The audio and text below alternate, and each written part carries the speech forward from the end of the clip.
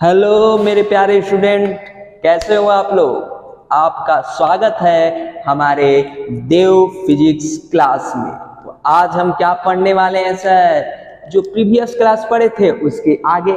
लेकिन उससे पहले आपसे एक रिक्वेस्ट है मेरा कि यदि आपको कहीं भी जो मैं पढ़ा रहा हूं उसमें कहीं भी प्रॉब्लम आ रहा है तो आप जरूर कमेंट में लिखा करिए, ताकि मैं उसका सॉल्यूशन आपको बता सकूं।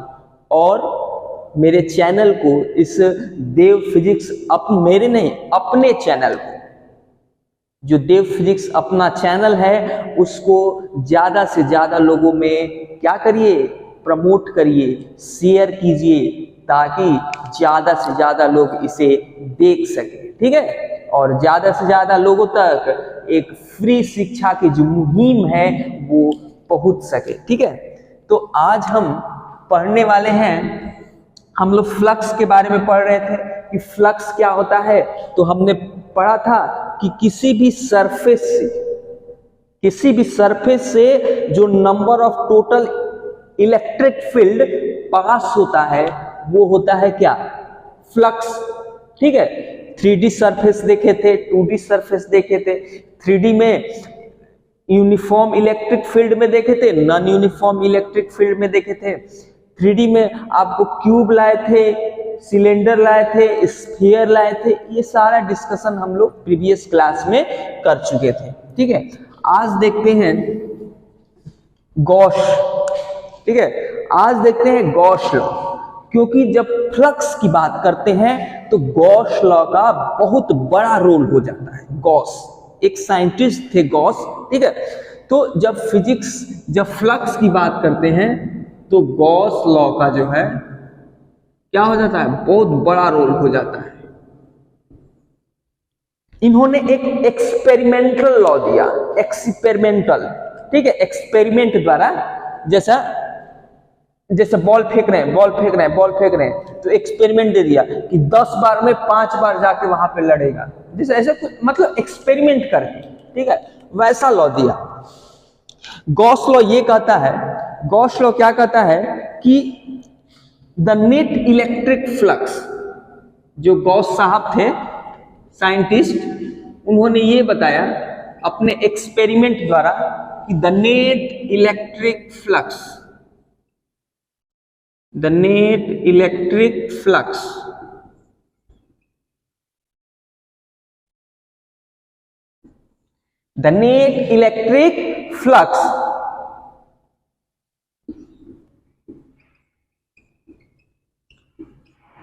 through 3D surface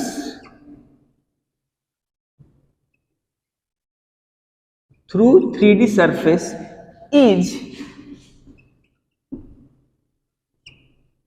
1 by epsilon naught times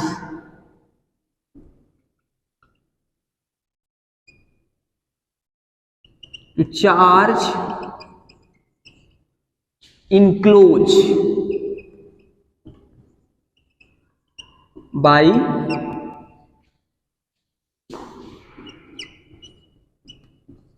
3D surface.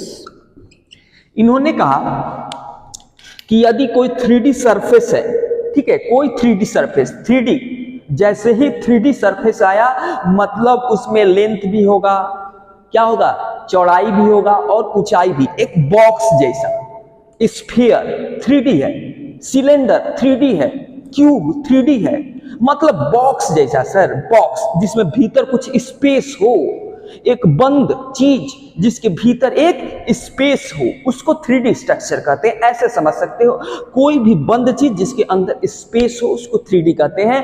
तो 3D स्ट्रक्चर के थ्रू जो फ्लक्स होता है वो क्या होता है, 1 by epsilon naught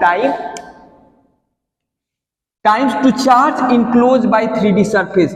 उस 3D सरफेस में जो भी चार्ज रखा हुआ है उसके 1 by epsilon naught टाइम्स के बराबर फ्लक्स होता है। यदि उसके अंदर चार्ज नहीं रहेगा तो उसके थ्रू फ्लक्स जीरो होगा, यदि उसके अंदर चार्ज रहेगा तो फ्लक्स होगा, अदरवाइज फ्लक्स नहीं होगा। जैसे मान लो कि ये एक स्फीयर है, ये क्या है? स्फीयर। ठीक है, देख ले रहे हैं कैमरा में आ रहा है कि नहीं आ रहा है? ओके, ये एक स्फीयर है। ठीक है, इस स्फीयर में यदि चार्ज यहां पे बाहर रहेगा, समझना ध्यान से, चार्ज बाहर रहेगा और पूछेगा कि इस स्फीयर के थ्रू फ्लक्स कितना होगा, तो फटाक से का बोलोगे कि सर नेट फ्लक्स होगा जीरो, नेट फ्लक्स होगा जीरो। ठीक है, पहली बात इन्होंने फ्लक्स के बारे में क्या बताया, गॉस लॉ, कि जो फ्लक्स होता है वो Q बाई एप्सिलॉन नॉट, ये Q क्या होता है? इनक्लोज बाई 3D सरफेस, कह सकते हैं ना, इनक्लोज मतलब वह चार्ज देखिए, फ्लक्स क्या, वह चार्ज जो 3D स्ट्रक्चर में अंदर रखा हुआ है, अब बटा एप्सिलॉन नॉट उस स्ट्रक्चर से निकलने वाले फ्लक्स के बराबर होगा। मतलब जो फ्लक्स होगा कोई भी 3D स्ट्रक्चर से, उतना उससे कितना फ्लक्स निकल रहा है, तो सर उसमें कितना चार्ज है बटा एप्सिलॉन नॉट उससे फ्लक्स, जो उस 3D स्ट्रक्चर से जो फ्लक्स निकलने वाला रहेगा वो बता देगा Q by epsilon not, Q by epsilon not. दिमाग में बैठाइए, ये पॉइंट बैठाइए, यही गॉस लॉ कहता है। गॉस लॉ कहता है कि कोई भी 3D स्ट्रक्चर है उसमें कोई चार्ज जो प्रेजेंट है, तो उस 3D स्ट्रक्चर से जो फ्लक्स निकलेगा वो चार्ज बटा एप्सिलॉन नॉट के बराबर होगा। ठीक है, एप्सिलॉन नॉट के बराबर होगा। यदि इसके अंदर चार्ज नहीं होगा, यदि इसके अंदर चार्ज नहीं होगा तो फ्लक्स बराबर क्या हो जाएगा? सर चार्ज नहीं है, बोलेंगे कि चार्ज नहीं है, बटा एप्सिलॉन नॉट तो जीरो। ठीक है, चार्ज यदि सरफेस जो क्लोज सरफेस है, यदि चार्ज उसके अंदर है तभी फ्लक्स होगा, अदरवाइज नहीं होगा। ठीक है, चलिए और कुछ एग्जांपल देखते हैं।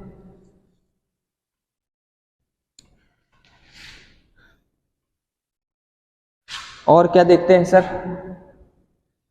ठीक है, मान लीजिए इसके अंदर चार्ज है Q1, Q2, Q3 ऐसे करके बहुत सारा चार्ज है और पूछ रहा है फ्लक्स कितना होगा सर, तो एकदम बेझिझक आप बोलोगे सर कि इसके अंदर चार्ज कितना इंक्लोज है, Q1 प्लस Q2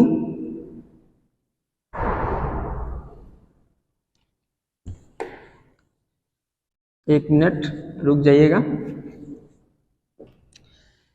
जो फ्लक्स है कितना होगा, तो जो total charge enclose Q2 Q3 plus epsilon not, समझ रहे हो, total charge by epsilon not.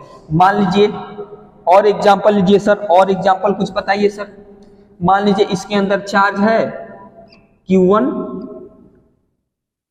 एक प्लस Q1 है, अब बताइए सर कितना होगा, तो सिंपल फ्लक्स क्या हो जाएगा सर, कुछ नहीं, टोटल चार्ज को जोड़ दीजिए